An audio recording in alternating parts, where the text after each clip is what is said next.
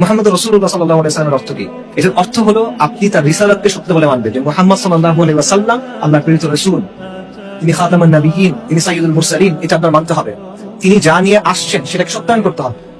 তিনি যা কিছু নিয়ে আসছেন সেটাকে সত্য বলে মানতে হবে। তিনি যেই বিষয়ে নির্দেশ দিয়েছেন সেই নির্দেশ আপনার পালন করতে হবে।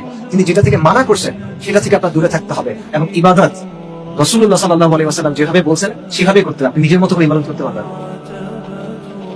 আপনার পথ প্রদর্শক তিনি, আপনার নেতা তিনি। আজকে যদি মূসা আলাইহিস সালাম জীবিত থাকতেন, তার জন্য আবশ্যকতা আমাকে ফলো করা, তার জন্য আবশ্যকতা আমার অনুসরণ করা। তার মানে হলো নবী সাল্লাল্লাহু আলাইহি ওয়াসাল্লাম আসার পরে তার কাছে যে শরিয়া আসছে, তার কাছে যে হিদায়াত আসছে, এটার বাইরে আর কোনো কিছু গ্রহণযোগ্য না। তাকেই অনুসরণ করতে হবে। তিনি যেভাবে বলছেন ওভাবে অনুসরণ করতে হবে। এই শরিয়াত অনুসরণ করতে হবে, হবে না।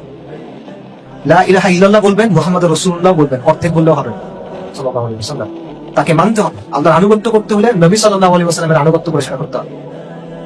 এটা হলো মুহাম্মদ রাসূলুল্লাহ সাল্লাল্লাহু আলাইহি ওয়াসাল্লামের অর্থ।